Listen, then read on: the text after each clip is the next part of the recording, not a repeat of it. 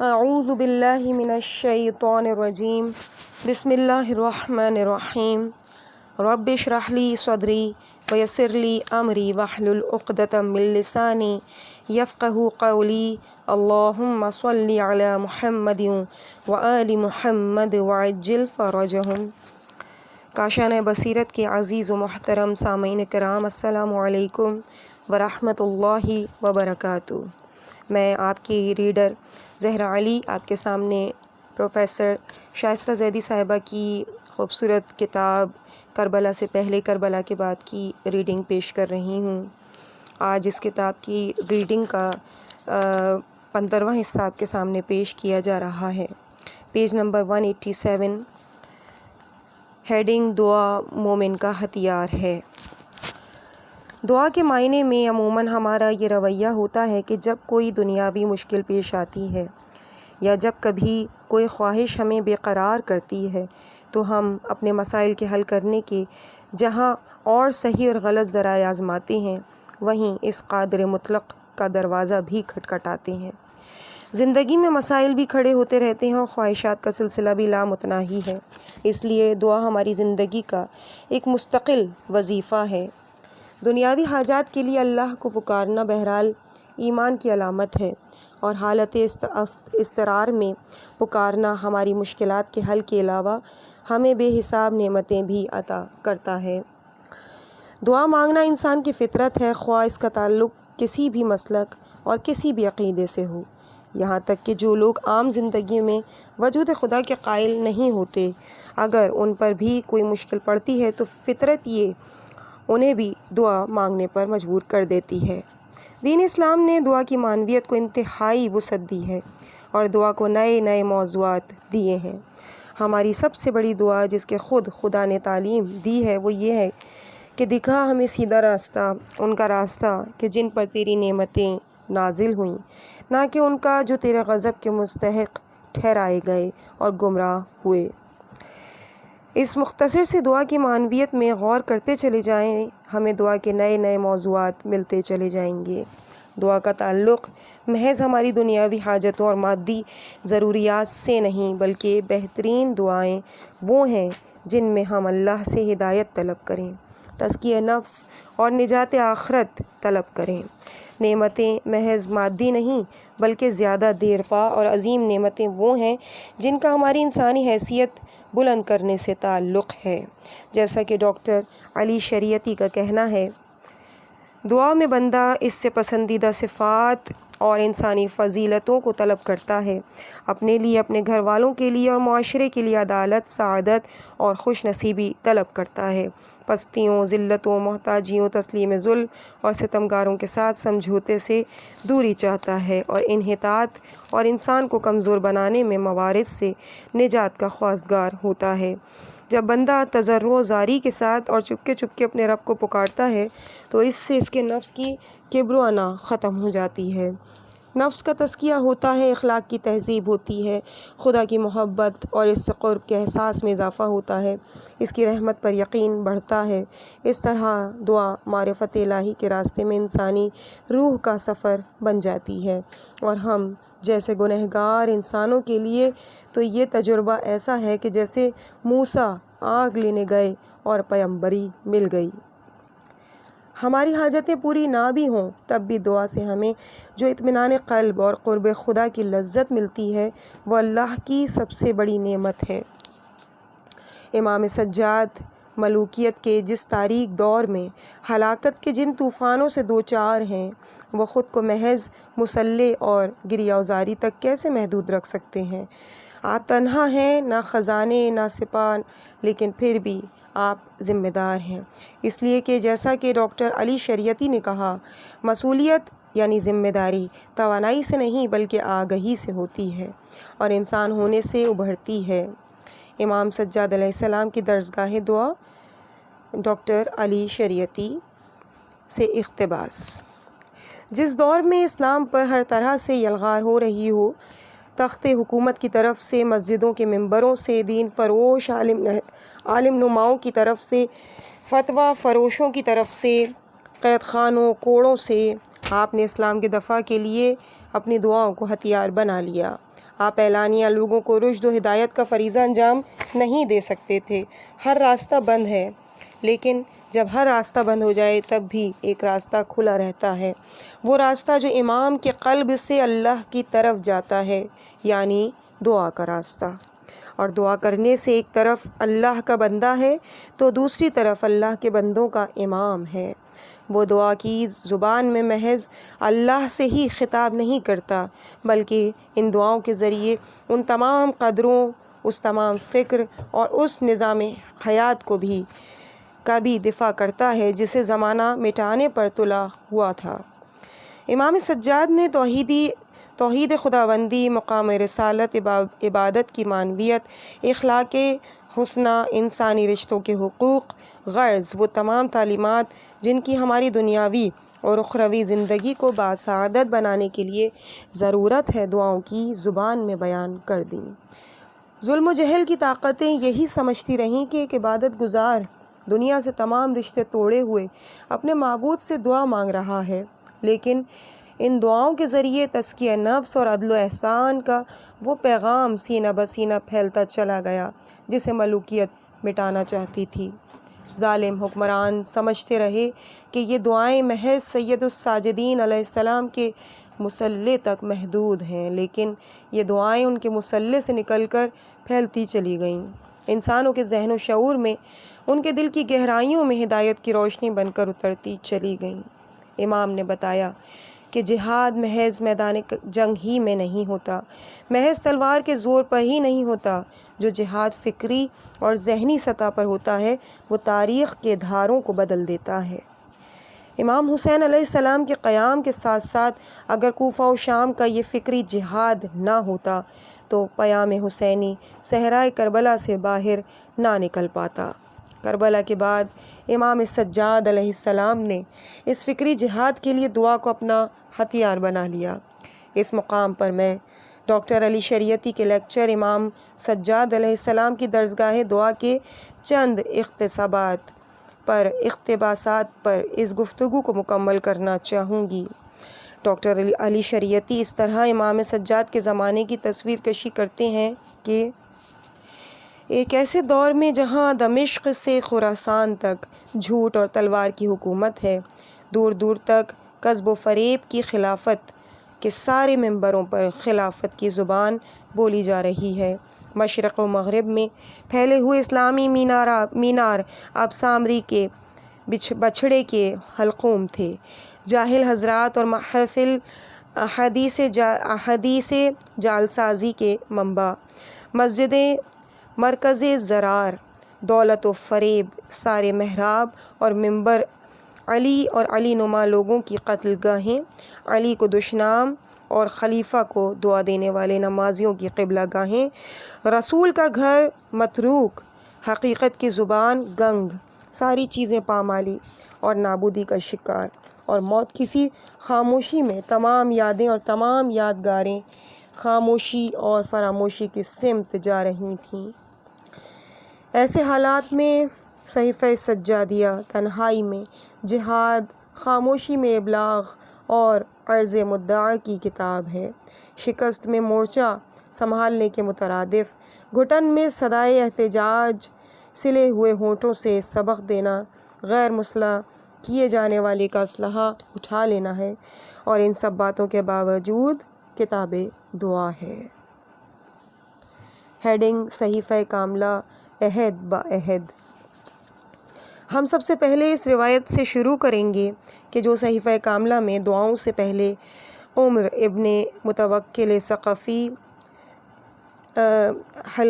حلقی نے بیان کی اور ان سے بیان کیا ان کے والد متوکل ابن ہارون نے۔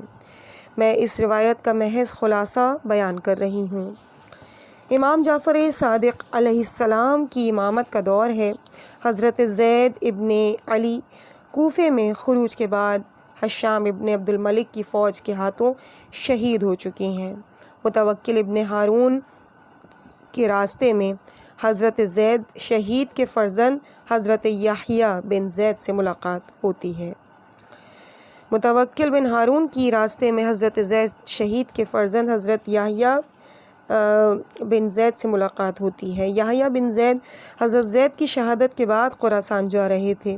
جناب یحییٰ نے متوکل سے جو مدینے سے آ رہے تھے امام جعفر صادق علیہ السلام کی خیریت دریافت کی۔ متوکل نے امام کے اس غم و اندوہ کا تذکرہ کیا جو انہیں حضرت زید کی شہادت سے پہنچا تھا۔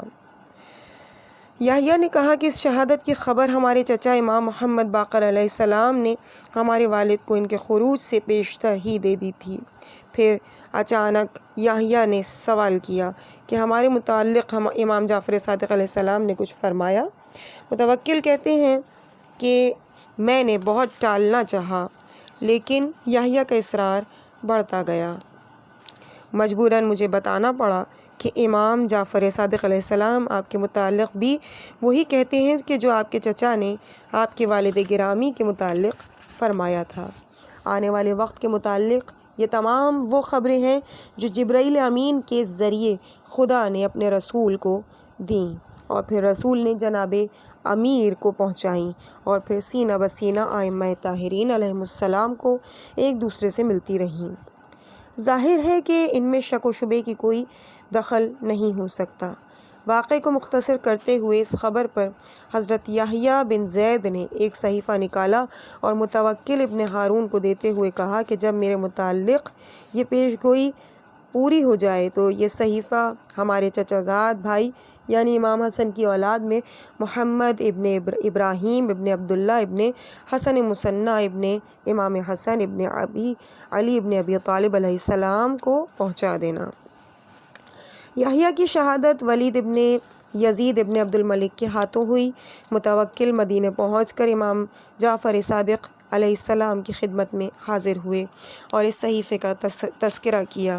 اس پر امام نے اپنے فرزند اسماعیل سے ایک اور صحیفہ منگوایا، اسے کھولا، آنکھوں سے لگایا اور متوکل ابن ہارون سے ان دونوں صحیفوں کا مقابلہ کرنے کو کہا۔ متوکل کہتے ہیں کہ دونوں صحیفے ایک تھے جن میں ایک حرف کا بھی فرق نہیں تھا۔ امام نے فرمایا کہ یہ ہمارے دادا حضرت علی بن الحسین علیہ السلام کی دعائیں ہیں جو انہوں نے اپنے بیٹوں یعنی میرے والد گرامی امام محمد باقر علیہ السلام اور ہمارے چچا یعنی حضرت زید ابن علی کو تحریر کروائیں۔ پھر آپ نے محمد اور ابراہیم کو اپنے دولت خانے پر ہی بلا لیا، انہیں وہ صحیفہ حوالے کیا اور فرمایا کہ اس صحیفے کو مدینے سے باہر لے کر نہ جانا، اس لیے کہ مجھے تم دونوں کے متعلق بھی وہی خطرہ ہے جو یحییٰ کے متعلق تھا، یعنی تم دونوں خروج کرو گے اور شہید کر دیے جاؤ گے، کہیں یہ صحیفہ ہمارے دشمنوں کے ہاتھ نہ لگ جائے اور وہ اسے اپنے خزانے میں بند کر دیں۔ قابل توجہ بات یہ ہے کہ جب نبی زادوں کو اپنی شہادت کی خبر ملتی ہے تو انہیں اپنی جان کے تحفظ کی فکر نہیں ہوتی بلکہ صحیفہ کاملہ کی حفاظت کا پہلے انتظام کرتے ہیں۔ امام سید الساجدین علیہ السلام نے بھی بیک وقت اپنے دو بیٹوں کو اسی لیے یہ دعائیں لکھوائیں کہ اگر ایک نسخہ حادثات کی نظر ہو جائے تو دوسرا باقی رہے۔ محمد اور ابراہیم منصور عباسی کے زمانے میں شہید ہوئے لیکن صحیفہ کاملہ محفوظ رہا تاکہ زندگی کے اس سرچشمے سے سچائی کے متلاشی ہر دور کے انسان فیض حاصل کرتے رہیں، اور آج اس صحیفے کے ترجمے ہمارے ہاتھوں میں موجود ہیں۔ امت مسلمہ کی کتنی بڑی کوتاہی ہے کہ اس نے فاتحین کو، ظالم و جابر شہنشاہوں کو اپنا ہیرو بنا لیا، ان کے محلات اور عقل کو حیران کر دینے والی عمارتوں کو تو اپنی عظمت کی نشانیاں سمجھا، لیکن ان افراد اور ان کے علمی آثار کی طرف کوئی توجہ نہ دی جو انسان کو انسان بناتے۔ مزید یہ کہ خود امام سید الساجدین علیہ السلام کو امام معصوم ماننے والوں میں کتنے ایسے ہیں کہ جنہوں نے صحیفہ کاملہ کی دعاؤں کو زندگی میں ایک بار بھی پڑھا ہے، یا کتنے ایسے ہیں کہ جو صحیفہ کاملہ کا نام تک جانتے ہیں۔ حالانکہ آج متعدد زبانوں میں اس صحیفے کے ترجمے موجود ہیں اور آج شاید ماضی سے زیادہ ہمیں ان دعاؤں کی ضرورت ہے اور ان کی ترویج کے لیے زمانہ بھی زیادہ سازگار ہے۔ یہاں میں استاد فیلسوف طنطاوی جوہری مصری کے مقالے سے ایک اقتباس کا حوالہ دینا چاہوں گی۔ انہوں نے امام کی دعاؤں کے متعلق چند مقالات ہدی الاسلام کے لیے تحریر فرمائے، جو مکمل صورت میں مصر میں الرضوان میں شائع ہوئے۔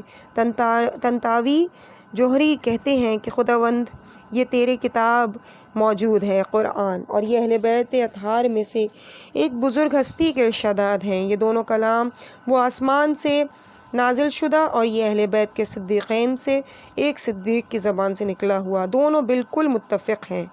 اب میں بلند آواز سے پکارتا ہوں ہندوستان اور تمام اسلامی ممالک کہ اے فرزندان اسلام، اے اہل سنت، اے اہل تشیع، کیا اب بھی وقت نہیں آیا کہ تم قرآن اور اہل بیت کے مواعظ سے سبق حاصل کرو؟ یہ دونوں تمہیں بلا رہے ہیں ان علوم کے حاصل کرنے کی طرف جن سے عجائبات قدرت منکشف ہوتے ہیں، خدا کی معرفت حاصل ہوتی ہے۔ استاد محمد کامل حسین جو مصریہ یونیورسٹی میں پروفیسر ہیں، ایک مضمون میں جو الرضوان میں شائع ہوا ہے لکھتے ہیں، میرے سامنے ایک کتاب ہے جو حجم کے لحاظ سے بہت چھوٹی ہے لیکن قدر و قیمت کے لحاظ سے بہت بڑی ہے۔ یہ سیدنا امام زین العابدین علیہ السلام کی بعض دعاؤں کا مجموعہ ہے۔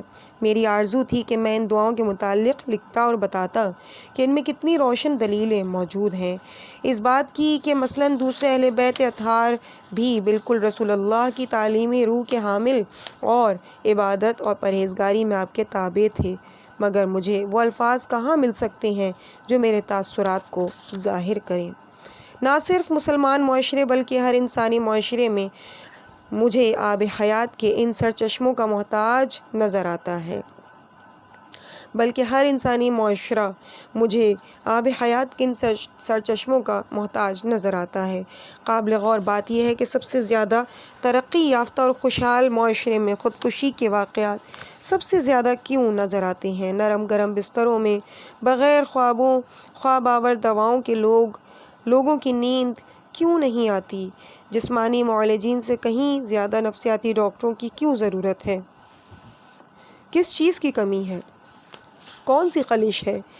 ہیلری کلنٹن جس زمانے میں امریکہ کی خاتون اول تھیں، ایک تقریر میں کہتی ہیں، ایک مالدار ملک جہاں زیادہ تر لوگ ہر وہ چیز خرید سکتے ہیں جو وہ چاہیں، جہاں لوگ اتنی آرام دہ زندگی گزار رہے ہوں جو ان کے اجداد نے خوابوں میں بھی نہ دیکھی ہوں، لیکن وہ سب کچھ جو ہمارے پاس ہے وہ انفرادی اور اجتماعی زندگی کو بامعنی بنانے کے لیے ناکافی ہے۔ Washington post, 6 March 1993۔ ایک اور تقریر میں انہوں نے کہا کہ میں جانتی ہوں کہ میرے پاس دولت، طاقت اور عزت بہت سے لوگوں سے زیادہ ہے، ہم سب جو چاہیں حاصل کرنے کے باوجود بھی خالی رہتے ہیں۔ بات زندگی کی معنویت کی ہے۔ جب اللہ سے رشتہ ٹوٹ جائے، اللہ سے رشتہ بجائے دل کی گہرائیوں کے محض زبانی اقرار تک محدود رہ جائے تو زندگی بے معنی ہو جاتی ہے اور ہر خواہش پوری ہونے کے باوجود انسان خالی ہاتھ رہ جاتا ہے۔ صحیفہ سجادیہ کی دعائیں انسان اور اللہ کے درمیان بڑا حسین رابطہ ہیں، بشرط یہ کہ انسان کو بیدار تو ہو لینے دو۔ ہیڈنگ: امام الکلام۔ ہم امام سجاد علیہ السلام کی دعاؤں پر گفتگو کو اللہ کے کلام سے شروع کرتے ہیں۔ ادعونی استجب لکم، تم مجھے پکارو میں تمہاری پکار کو قبول کروں گا۔ ہم اس سے پہلے تذکرہ کرتے چلے آئے ہیں کہ امام سجاد کو ملوکیت کے کن تاریک ادوار سے واسطہ پڑا، جہاں معاشرے کا دستور شاہ پرستی، جا پرستی، دنیا پرستی، نفس پرستی، تعیشات، فسق و فجور اور ظلم و ستم بن چکا تھا اور فاسق و فاجر اور بے گناہوں کے قاتل خود کو رحمت للعالمین کا جانشین منوانے پر تلے ہوئے تھے۔ ہدایت کے تمام راستے بند تھے۔ اس دور میں امام نے دعاؤں کو عوام تک اسلام کا صحیح پیغام پہنچانے کا ذریعہ بنایا۔ زمینی خداؤں اور فرعونوں کے خلاف توحید کا پیغام اور اللہ کی کبریائی کا عقیدہ سب سے بڑا ہتھیار ہے۔ امام سجاد کی دعاؤں میں اللہ کی کبریائی اور اس کی عظمت کا بیان سب سے اہم حصہ ہے۔ ایک دعا میں اللہ کی کبریائی کا ذکر کرتے ہوئے فرماتے ہیں، اے اللہ، اے ہمیشہ باقی رہنے والے، سلطنت کے مالک، اے مستحکم حکومت والے، جسے نہ لشکر کی ضرورت ہے نہ سپاہ کی، اے غلبے والے کہ جو برسوں، دنوں اور مدتوں بعد بھی باقی رہے گا۔ تیری سلطنت غالب ہے، ایسی غالب کہ نہ جس کی کوئی ابتدا کی کوئی حد ہے نہ انتہا کی۔ بلند ہے تیرا ملک اس قدر کہ جس کے سامنے تمام چیزیں پست ہیں۔ تیرا جو مقام اور منزلت ہے تعریف کرنے والے اس کے آس پاس بھی نہیں پہنچ سکتے۔ اس کبریائی کے باوجود وہ اپنے بندوں پر رحمان ہے اور رحیم ہے۔ ایک دعا کی ابتدا اس طرح فرماتے ہیں کہ اے وہ کہ جو اس شخص پر بھی رحم کرتا ہے جس پر بندے رحم نہیں کرتے، اے وہ جو اسے بھی قبول کرتا ہے جسے شہر قبول نہیں کرتے، اے وہ جو ذلیل نہیں سمجھتا اپنی طرف حاجت لانے والوں کو، اے وہ جو اپنے سامنے گریہ ازاری کرنے والوں کو محروم نہیں کرتا، اے وہ جو منہ پر نہیں مارتا ان لوگوں کے جو اس پر ناز کرتے ہیں، اے وہ جو قبول کر لیتا ہے حقیر سی چیز کو جو اسے تحفے میں دی جائے، اور ادنا عمل کو بھی جزا دیتا ہے جو اس کے لیے کیا جائے، اے وہ جو تھوڑے سے عمل کو بھی قبول کر لیتا ہے اور بڑا صلہ دیتا ہے، اے وہ جو خود اس کے قریب آ جاتا ہے جو اس کے قریب جائے، اے وہ جو اس کی بھی پکار کو سنتا ہے جو اس کی جانب سے منہ پھرائے۔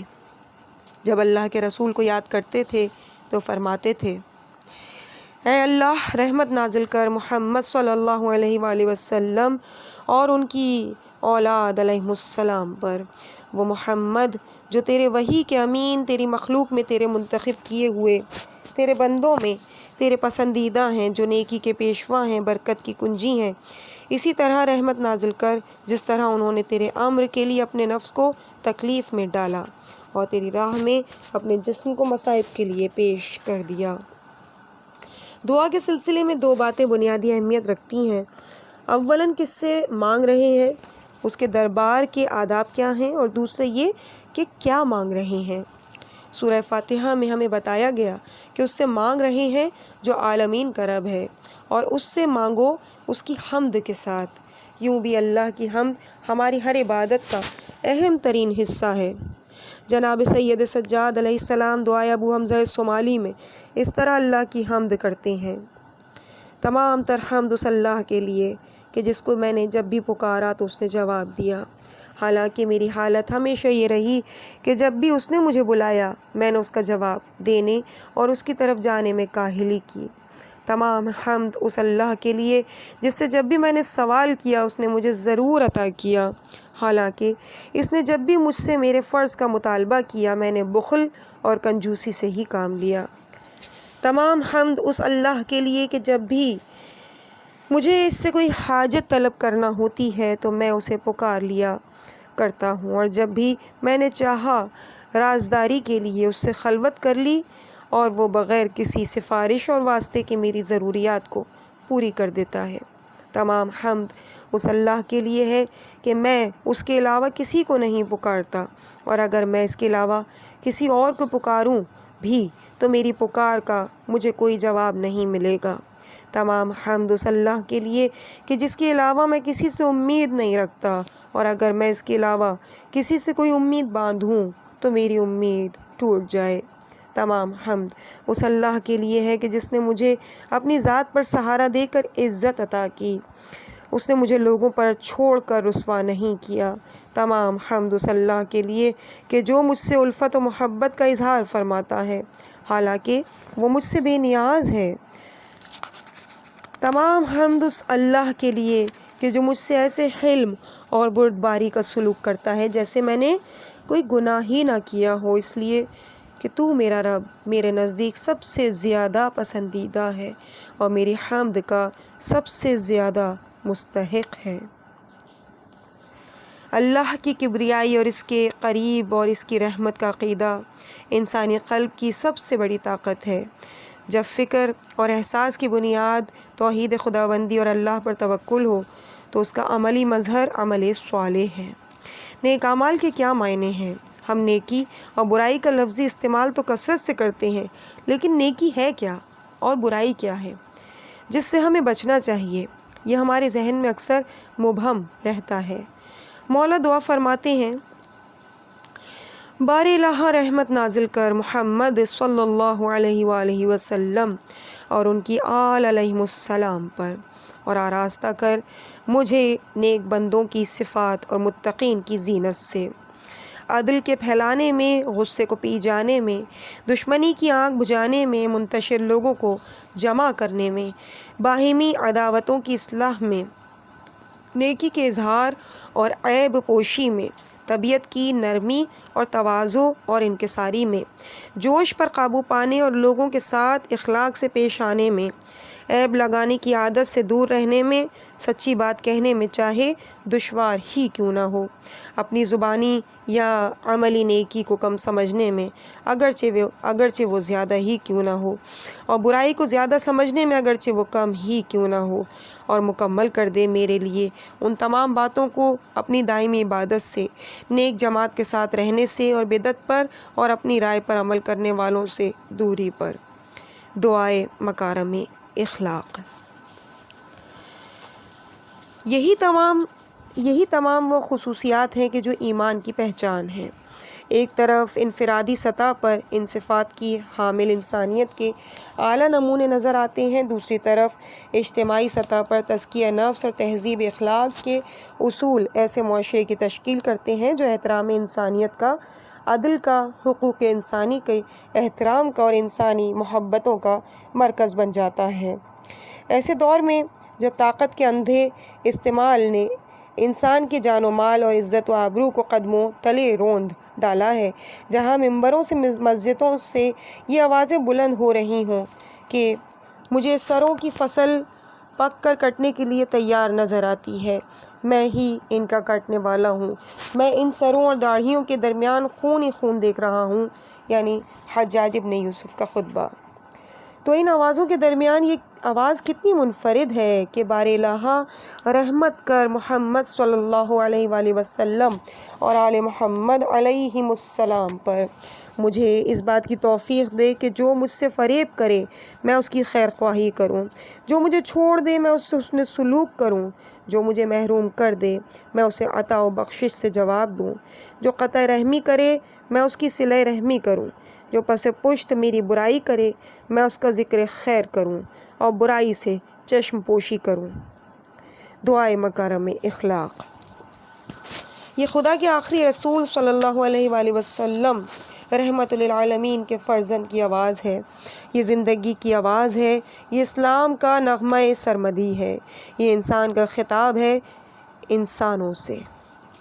حلقہ زنجیر اور حرف دعا، یہ مقام مرد حق آگاہ ہے۔